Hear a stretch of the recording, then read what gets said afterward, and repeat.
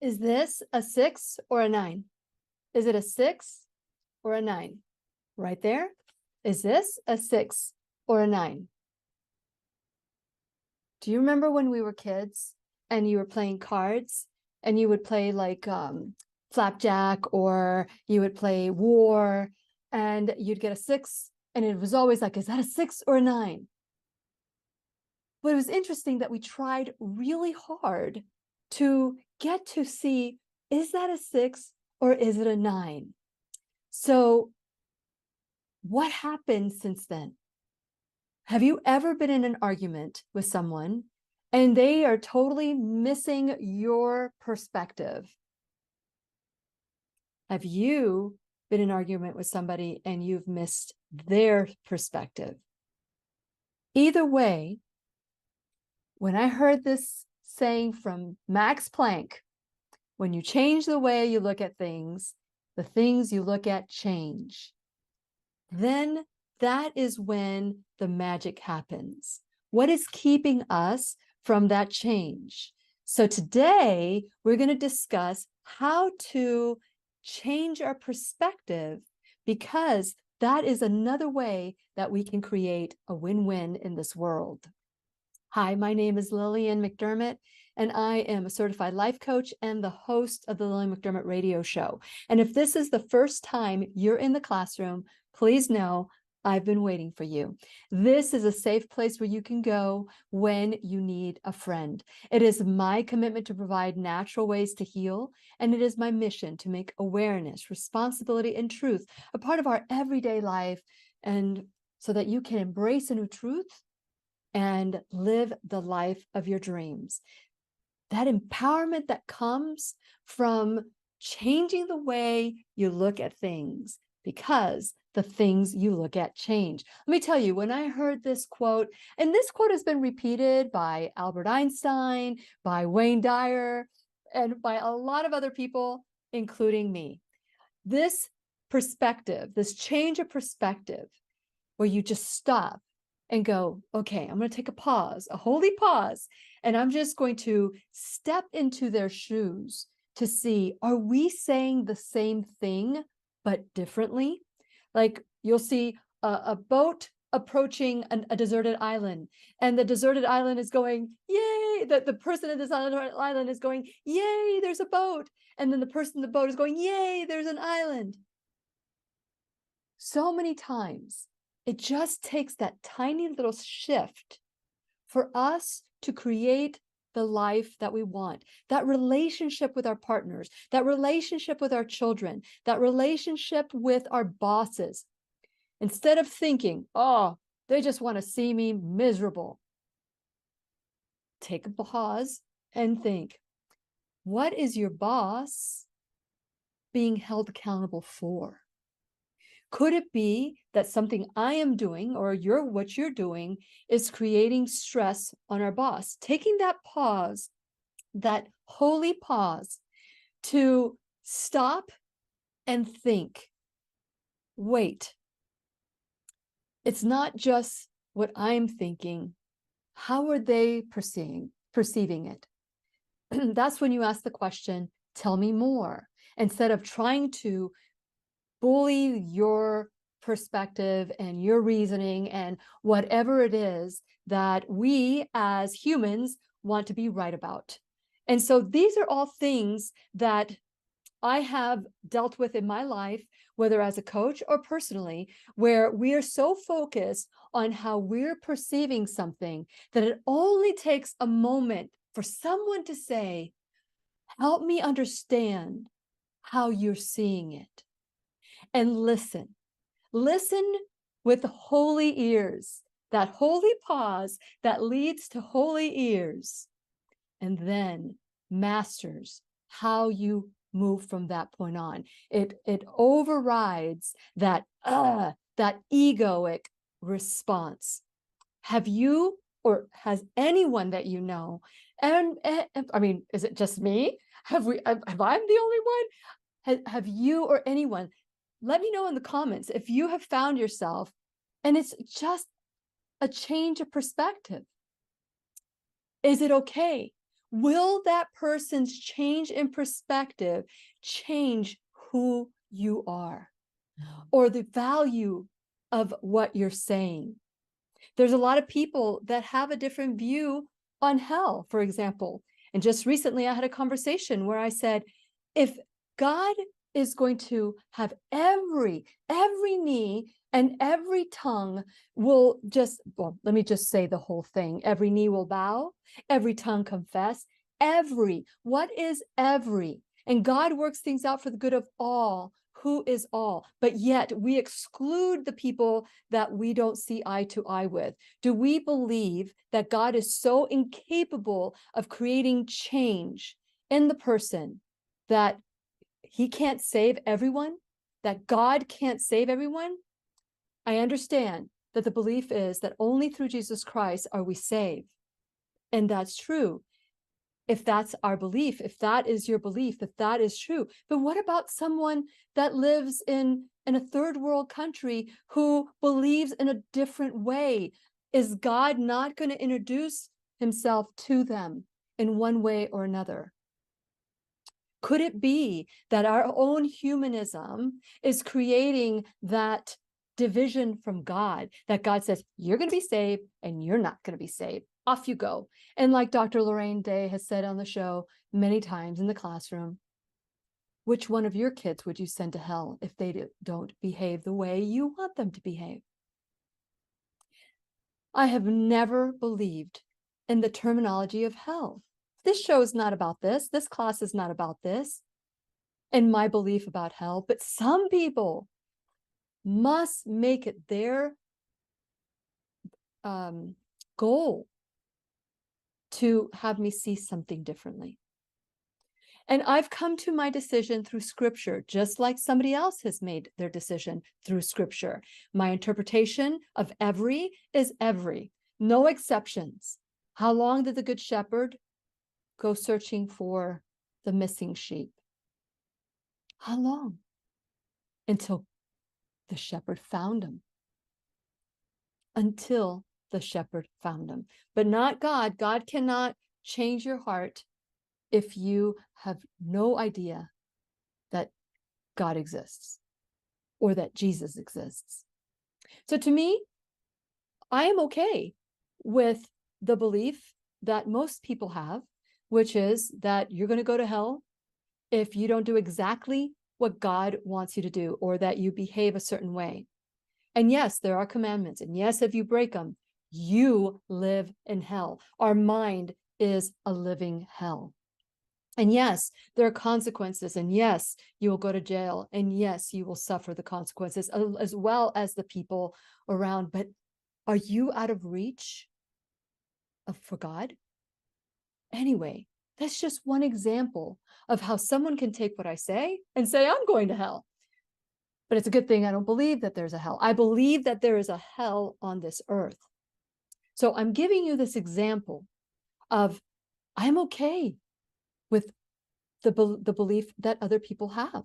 I am totally okay, because I believe that if that is the truth, I'm saved. If the only way I could be saved is through Jesus, then I'm good. I'm good. However,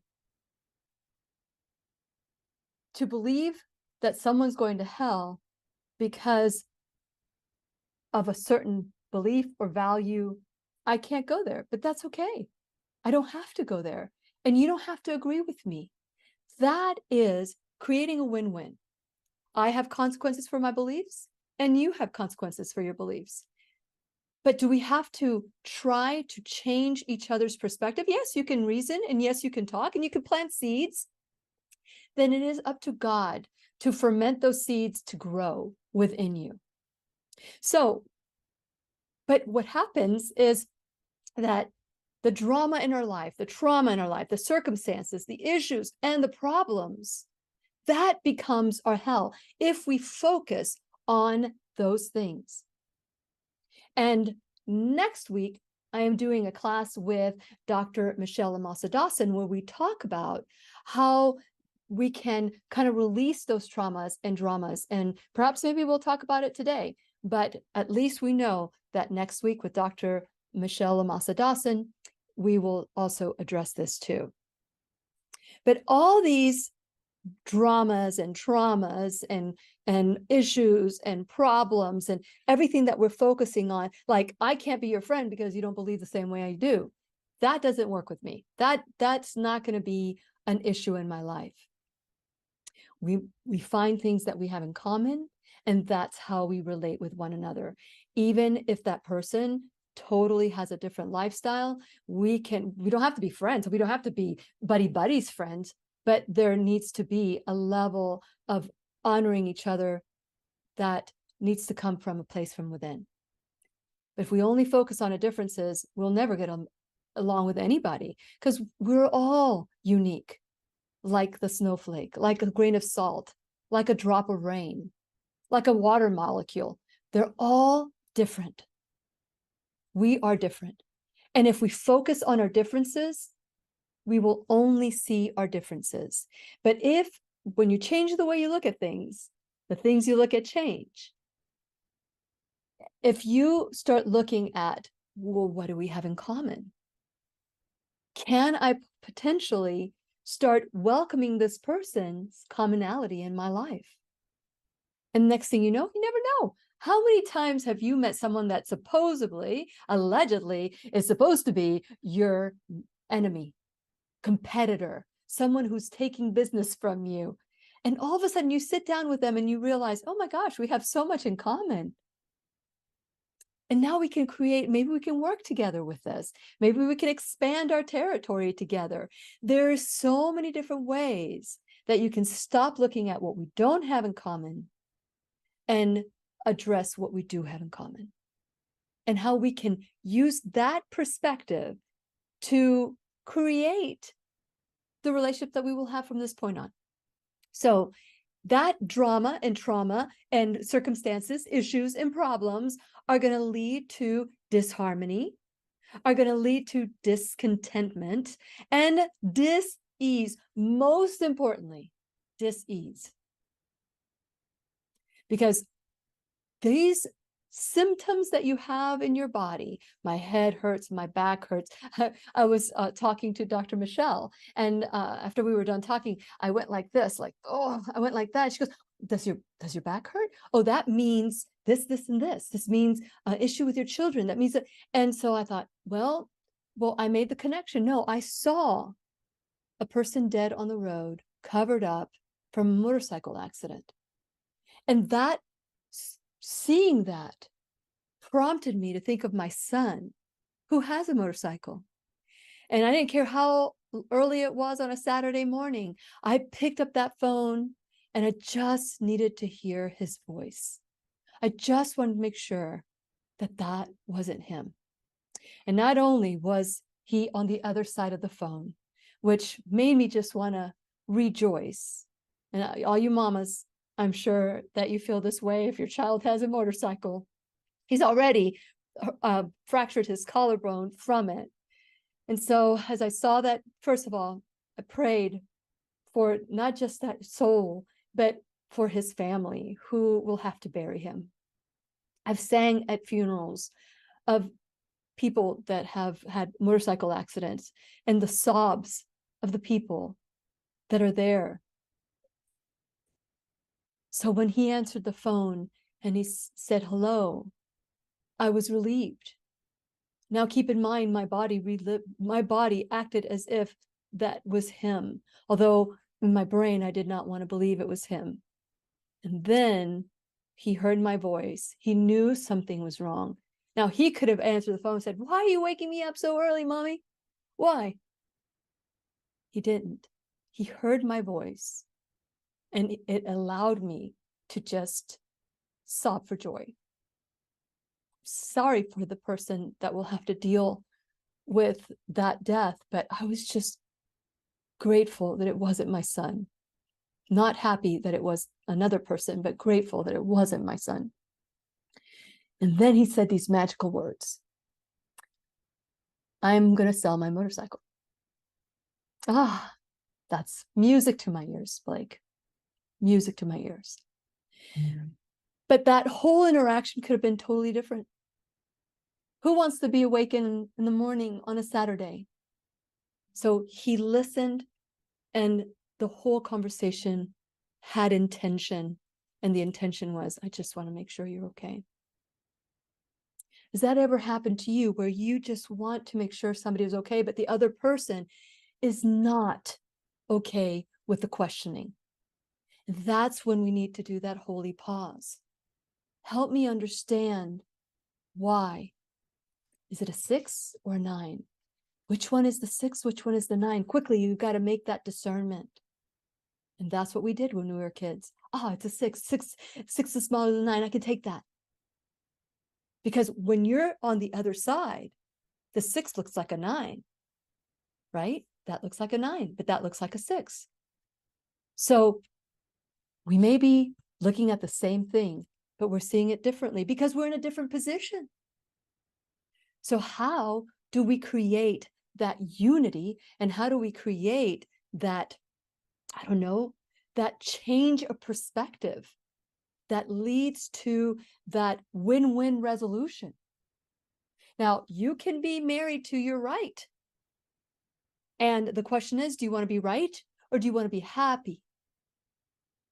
You know, some of the arguments that I've had with my husband and that my husband has had with me, that we've been, you know, maybe frustrated and angry, is because we haven't understood what the other person is feeling. And once you say those words, I see that you're upset. Tell me more. Why are you upset? Not why are you upset, but why are you upset? I want to know more so that I can feel whatever it is that you're feeling. And I know that it is difficult to do when you are angry, or when you're frustrated, or when you are wanting to be right, or maybe this is the 10th time that you've said something, and that ego and frustration that comes out of you is misunderstood or misinterpreted or interpreted in the correct way, but you did not intend it for it to be that way. That's why there's always forgiveness. There's always that question to pull somebody out of that egoic moment, which is, tell me more, help me understand. We are obviously not communicating. We have got to sit down and figure this out. Maybe now is not the time, but when's a good time? Let's do it in an hour or 2 hours, or maybe after dinner tonight. Set a time. So I'm giving you little things that you can set aside. Take your notes, set some notes aside and write it down. Write down. Holy pause, holy listening. Tell me more. Set a time. Because sometimes when you give a child a timeout and you just leave them in the timeout and then they come out without a time in, okay, you come out, do the time in when you're calm and you can talk about it, and we can talk about it. So there has to be a time in. So when we do not see eye to eye with somebody else, it could be that they just are seeing it in a different way. Is it a 9 or is it a 6? It's the same thing, just looked at differently. So how do you change that perspective? Sometimes some of the reasons that you're frustrated is because of something that happened in the past. Something has been triggered in you, and you don't even know that you have that trigger. So when you set that time to just say, wow, maybe I overreacted. And why did I overreact? What is it saying about me? It's okay to go there. You know, I call it visiting the tomb. And I give you that analogy with, or that metaphor of when Mary, visiting the tomb, is really going back and dissecting why you were upset, not why are they upset? Let me go back and do an accounting of why they are upset. No, this is about why are you upset? Why did this trigger you? Why was there an overreaction? Because that could happen too. It could be the tone in your voice. It could be the huffing of your nose, like, that letting off steam that I hear all the time with a manatee in the river. I always know when they come out for water, I hear that from the nostrils. What is it that created? Because it takes two to argue. Sometimes it takes, a misconception, a perceived notion. Like I'm not gonna. I just did a coaching call with somebody recently where they already know how their spouse is going to respond, and they're already wild in the, oh, well, I can't ask because they're going to respond this way, and then I'm going to say this, and I'm going to say that. They've already had the argument in their head. Why not change that argument in the head to a win-win, or how can I say it differently? Or even solicit the other person and say, I want to talk about this. I just don't know how to talk about it with you because every time I do, there's an argument. Help me understand why there's an argument. Help me understand why when you say this, it affects me too. And so when you go back and you really start dissecting, going back to the tomb, you might find resurrection. You will find resurrection, which is what Mary found. She went to the tomb to bury, to cry, to just sob over that loss, like that family is going to mourn that child who passed and the person he ran into. Because I believe that it was the motorcycle that ran into the car, not the other way around. That person, even if it wasn't them that was at fault, the pain and anguish that this happened, the PTSD. So taking a moment and saying, wow, it wasn't what you said, is that when I was a child, this happened and this is how I felt. And so anytime I hear someone use a particular tone of voice, I go back to that child that nobody protected. How do you handle that? What a great awareness. This happens in coaching all the time. So let's go there. Let's act like the person you wish somebody would have shown up for you and heal that portion of that child, that memory of who you are, that compartment that gets triggered every time. That's when you go back as the adult you wish was there for you and talk that child that's in you. Say, I am so sorry that happened to you. It wasn't about you. Possibly they were hurt. Whatever dialogue you wish somebody would have had to protect you at that moment, that's the child, the person who gets triggered. That's the person who comes out. That is the person who responds. So you can heal yourself, start healing yourself by recognizing that child at 5, that child at 10, that was bullied, and the bullies would say a certain thing that is always triggered when somebody does X. You can heal that trauma by showing up as the person you wish would have been showing up for you when you were dealing with it. Because at the time, your ego protected you from that drama, that trauma, and allowed you to live. But now that child is trapped, that incident is trapped, and it gets triggered every time. So by being that loving adult that you wish you would have had, and talking to yourself, talking to a picture of when you were a child, whatever it is, and I've done classes on that in the past, so look them up. And maybe I should have I don't know if I have a playlist of just my classes, but maybe I should do that. Here's a different perspective if you're trying to find it. So you get to go back and you get to be that loving adult. And so the next time you get triggered, oh, it's really, I'm not responding to you. I just got triggered. I am so sorry. I got some more work to do.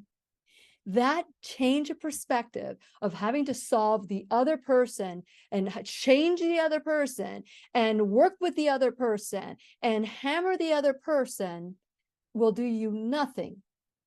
What will work for you is to work with the issues that you have within you so that you won't respond to the other person in the same way, or you can tell the other person how it makes you feel when something happens.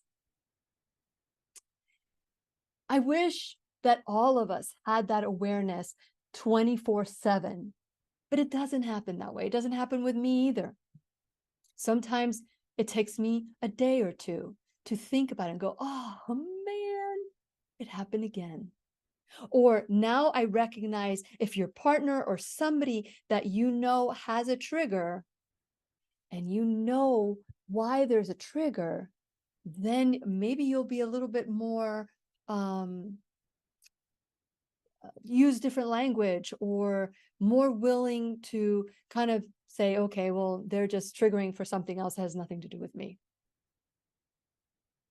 When you change the way you look at things, the things you look at change. Again, that pierced my heart to the point where when I started the show back then, now it's a classroom, but when I started that, it was all about learning about the latest in the pharmaceutical industry, but it always was about listening to somebody else's perspective without making them feel wrong. Why? Because I grew up in a house full of right fighters. And I learned to right fight too. So that was something that I needed to change, that I got to change if I wanted my marriage to grow and flourish to what it is today. And Robert wants our marriage to grow and flourish. We have got to look at ourselves. We can't just try to fix you, you fix me, and then everything works out. All nice. No, it doesn't work out that way. It will never work out that way. And anyone who comes to me for coaching to fix their spouse or fix their children or fix whatever, I say, I work with whoever shows up. If you want me to work with your child, then I will need to work with your child. But if you want me to work with your child and your child is not here, I will help you deal with some of the things that are triggering in you. Ta-da! That's the magic. And it is magical. It is magical when you realize that not everything is about you. And if you make everything about you, that's your ego. That's your ego wanting to be right, look good, be in control, and comfortable. You've heard me talk about the ego before, and this is not a class for that. This is about changing our perspective. Are you having an issue right now with somebody and you cannot figure out why they acted a certain way, they talk to you a certain way, they get upset about something that happens because it's no big deal to you, but have you asked the other person, stop, help me understand. Just help me walk in your shoes, for even if it's just for a little bit. And walking the tomb and going into that tomb and working on yourself. And even when you're working on yourself, go, oh boy, I don't know why that other person is upset with me. And maybe they don't even want to talk to me. But maybe I'll just send them a text and say, hey, can we talk? Can I understand? Can I understand? Can we just create a bridge of love that will unite me and you and figure out how we can work things out? I had, gosh, this was a while ago. I had a huge, and I would say it wasn't a misunderstanding. It was me understanding that I did not want to be treated a certain way. And that person didn't understand. They just thought it was about something totally different. And a long time went by. And I felt that, let's discuss it. Let's discuss it. But the other person didn't want to discuss it. But it wasn't until time went by and we sat down and the question was asked, help me understand, that they understood why I was so hurt and why I could not even accept the fact that it wasn't okay. It wasn't okay for you not to find out why I was upset. It wasn't. And so sometimes you've got to wait, because we eventually had the conversation. And once they heard what I said, their heart just like, oh, that was not what was in my heart or what was my mind. And those are the conversations we need to have now. People are dying left and right. They are dying from people that were just absolutely great. They're passing overnight, no symptoms, nothing. All of a sudden,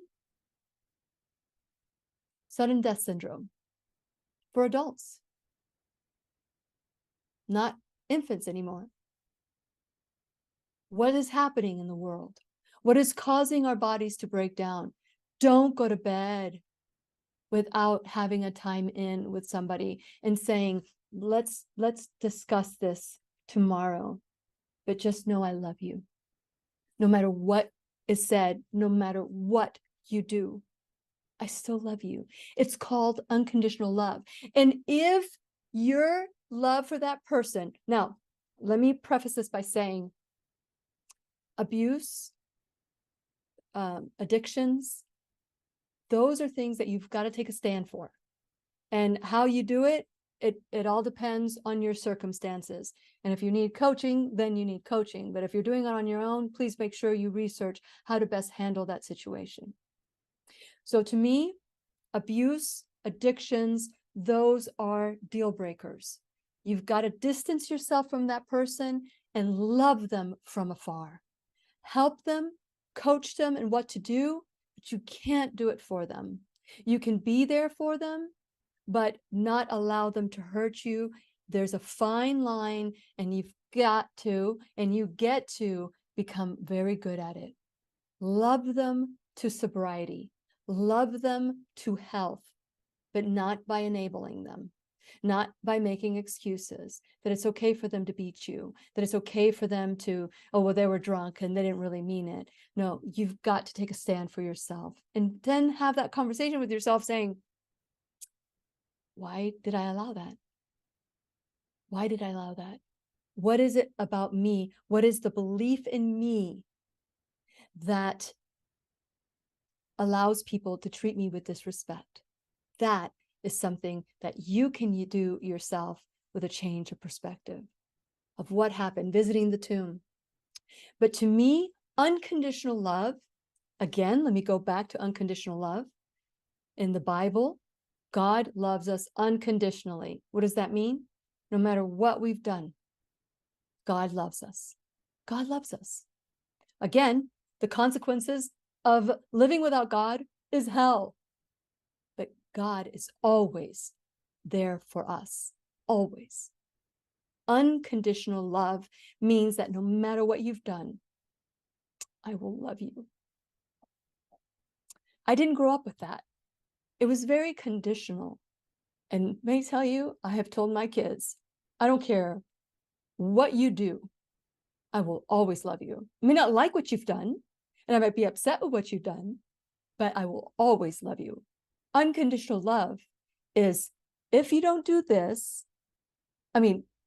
conditional love is, if you don't do this, and whatever that this is, I will not love you. Like my grandmother said to me when I was 8 or 9, if you stop learning how to play the piano, I will stop loving you. It wasn't that she was trying to tell me anything other than motivate me.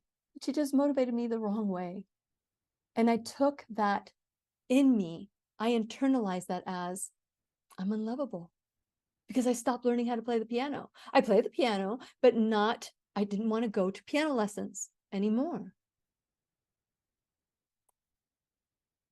And I didn't discover that that was a belief system that I had within me that would push people away because I was unlovable, because we honor that belief. We honor that belief. But because I understood conditional love, you mean you're not going to talk to me because I'm not doing what you want me to do? because I understood that firsthand. I didn't want that to happen to my kids. I didn't want that to happen to my husband. I want to resolve things. I want to be able to say, tell me more. I might be upset and I might have my temper blown out of proportion. But at the end of the day, we've got to figure it out. That's unconditional love. When I do something that goes against my spirit, my nature, God, I will experience the consequences. And sometimes that consequence can be hell. To me, that is the consequence. That is what hell is living without God. Living without God. Now, what happens when we die? I have no idea. But I know what happens when God returns. When Jesus returns, again, every knee will bow, every tongue confess that Jesus Christ is Lord. There'll be no more tears, no more pain, no more sorrow, no more death. That's my belief. So I focus on that return, even though there's so much death right now. And it is sad. It is sad because we miss the people. How do we reconcile that? A change of perspective. A change of perspective. A change of perspective that says, they might be gone today and I will miss them. But someday they will be with me whole. Whole. And I look forward to that day. But the crap that happens in between? No, we don't like it. It's painful. It's difficult. It's horrible. But to God, God is creating miracles. God is going to make something better. And honestly, if you stay married to, like, I am open to change my perspective about hell if somebody could prove to me that there is. Because if God is an unconditional lover and God cannot lie, then God will eventually take our soul to earn and win our soul. Not that he has to win. We win when God is with us. So even that, just reading the scriptures to me and saying, these people will go to hell. Listen, if you commit a sin, you're going to live in that horrible, horrible place that I call hell. But when you are one with God, there could be no hell. Again, the class is not about this, not about hell. It's about a change of perspective. I'm not trying to change your perspective, but what am I trying to do? I'm trying to say that when you change the way you look at things, the things you look at change. Is there someone in your life today that you would like to change their perspective? Well, the only way you can do that is to understand where they are so that you can deal with you and they will deal with them. This is called 100% responsibility. I can't change you and you can't change me, but I can change me and you can change you. If you feel it's appropriate, if you feel that that's what you want to do, and you see the evidence that it will make your life better. So 100% responsibility, you will find at whenyouneedafriend.com. Please go to whenyouneedafriend.com, subscribe, share this video with everybody you know, especially if you want to reconcile with somebody, to work through the tell me more. Like and follow me on social media and make sure that what our actions will help dissolve these algorithms and help the classroom grow. Check out my sponsors, support them the way that they're supporting the classroom. And check out my Shop Now bag where there's all Lily approved, Lily from head to toe, Lily approved products. And you might even get a discount too while you're looking at them. We also have the coming up November 3rd and 4th of 2023, we have the emotion code and body code live in Cape Canaveral, Florida. So please consider joining, because maybe you'll understand that this is past trauma that I need to release that doesn't belong to me, it belongs to my ancestry, not to me. I'm no longer going to honor that problem or that issue or anything to that effect. So please consider joining us on November 3rd and 4th, Dr. Bradley Nelson and Jean, his wife, just to learn how to tap into some of those things that trigger you and why they trigger you. Okay, that's another one thing, but we also have other workshops that you can take that you will learn about your life and who you are. Then you can become an enrolled student in the classroom. So whether it's $1 or $1,000 a month, whether it's, you know, a one-time donation or a recurring donation, whatever you can do, it is so greatly appreciated. And you can also, just by sharing, again, by sharing this class, this session, you will help the classroom. But also financial support is always necessary. So what are some of the things that you can do? I want to give you some concrete. I've already talked about the different things, the holy stop, the holy pause, the holy listening, and maybe asking God to just help you with what to say. But to also stop and visit the tomb to check out what it is that you get to do. Tell me more. Visit the tomb. There's so many different things. Go back and listen to this and write it down so that you have them all written down and they become yours.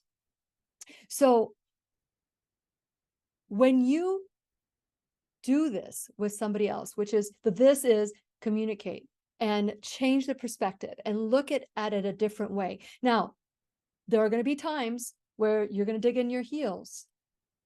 And if you dig in your heels, you better be sure to go back and find out, why are you digging your heels? Find out what is your why. And you can start by asking God to change your heart, to move you towards a place of peace, whatever that is, whether it's to just walk a mile in their shoes, ask me to tell me more, listen, holy listening. When you pause and to hear, why did this affect this person? And to really, truly listen with compassion. Again, there are certain ramifications that happen if there's abuse or anything to that effect, and you need to protect yourself. Love them from afar. You ask, if I were to remove myself from this situation, whatever situation is, because you know what's going to happen, you're going to go to the next person and the next person. You're, oh, let me tell you what happened this day, and let me tell you what that person said, and let me tell you, and that's called gossip. But let's say you repeat it over and over again.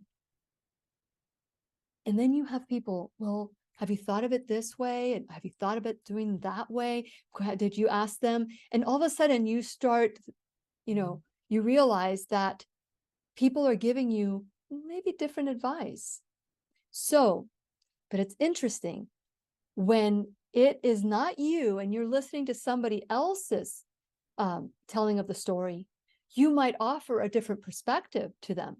You, the person who is sharing the story, get out of the story and give yourself, pretend like somebody else is living that story and listen to the advice you would give them.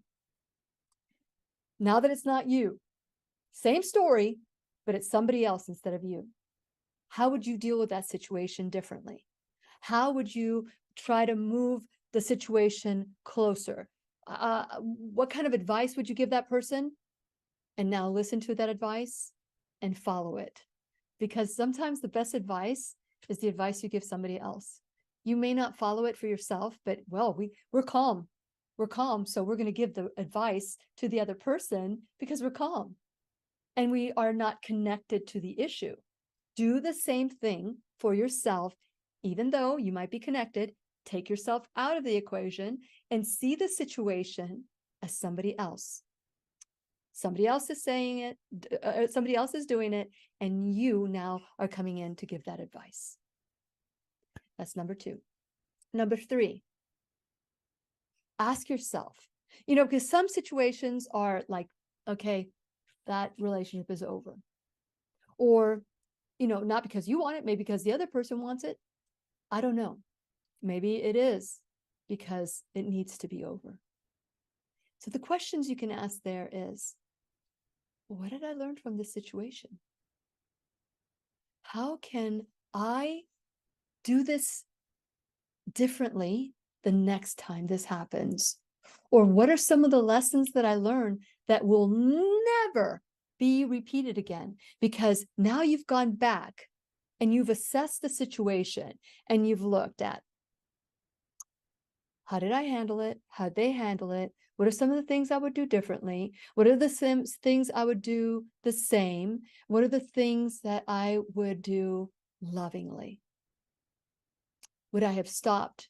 Would I have said, hey, this is getting really heated right now.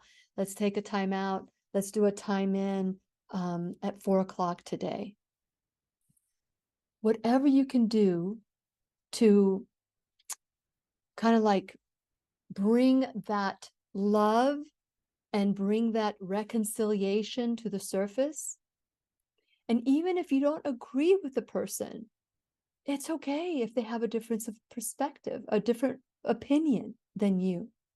I threaded one throughout the whole class today, which is, some people have a problem with my belief about heaven and my belief about hell.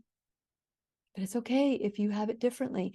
Get to be okay with a different perspective, because you will have more in common with me and I will have more in common with you than the things that we don't have in common. So when you are going back and you are trying to look within you to see, how can I do this differently? How can I move towards peace? How can I reconcile?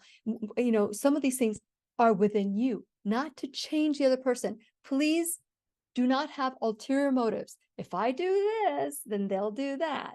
If I forgive, then they'll forgive me. And if they don't forgive me, I'm going to throw a fit. No, if you forgive, you forgive. Now it's up to that other person to forgive as well. And if they don't, that's on them.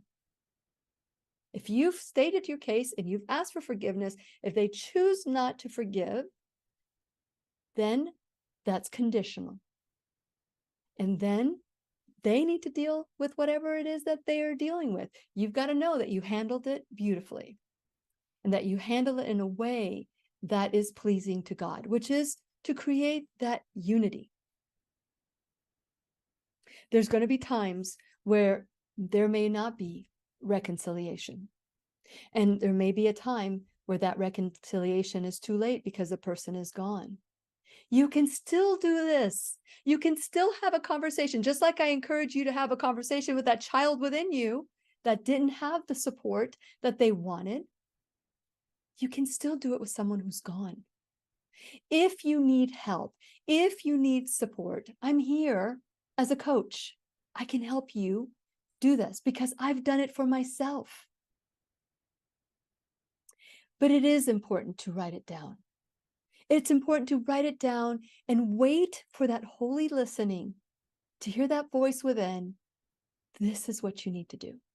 This is part of the solution. I am part of the solution. And by the way, I am the solution workshop is going to be next year. That's not the workshop. Sorry. I am the solution natural health summit is going to be in Rockledge, Florida, in February 3rd, 2023. Mark your calendars down. So share it with all your Florida friends. Fly. We had people come from all over the place last year. So I want to encourage you to mark February 3rd. I know it seems like forever, but it's right around the corner.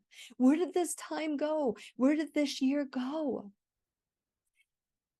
Don't spend another minute harboring resentment, grudges. Do the work within you. You cannot change the other person. You will never be able to change the other person, but you can certainly try to understand, right? You can probably try to understand. So choosing not to deal with something is not the answer. My parents would argue. I'm going to tell you this story. My parents would argue, and they would argue in front of us. I never argued. If it were up to me, my husband and I would have never argued in front of the kids. But sometimes things happen, right? And I would just back off. I wouldn't take Robert on because I saw my parents do that. And they would argue and they would yell, and then they wouldn't talk to each other. And then they would try to get us to pick sides. They're great people. They just acted very immaturely. I love my parents. I learned great lessons from my parents, what to do and what not to do. But we never saw how they reconciled. One day, they'd just start talking. We never saw, I'm so sorry I hurt your mom. I'm so sorry that your dad, this or that, or whatever. They didn't owe us an explanation. We didn't hear the making up. We just heard the big old argument and the loud silence that I would feel every time they wouldn't talk to one another. I learned a lot from that. And I didn't want my kids to go through that. You learn what to do and you learn what not to do. But doing nothing about it, and the next time you argue, that same issue is going to come up again, which happened with my parents regularly. My mom and dad still fought about things that happened 40 years ago. I love my parents. They're wonderful people. They're human. They didn't have a manuscript on how to have the perfect marriage. Now, they've been married 70 years. But that's the thing. Don't wait to reconcile when someone's about to die or after someone dies or whatever. Do something about it. If you are listening to this class today, this program, and there is someone that you haven't spoken to in a long time, it is time for you to dig deep, take out your soul shovels, yay, and dig until you see you, not the other person and what they did to you and what they said this, they did that. No, how did I handle it? How would I handle it today? What would I do differently? And then make that call. And you take the ownership. And if they don't say anything, don't pitch a fit. They haven't done the work, but you have. And remember, what you don't deal with will become trapped trauma in your body. And then all of a sudden, it will lead to dis-ease. Is that what you want? Is that what you want? Check out from disease. Just check out. No, I don't think any of us want that. We don't want to check out with disease and say, okay, now everybody needs to bow to me because I'm sick. No, it doesn't work that way. You're sick because something needs to look at. You need to look at something.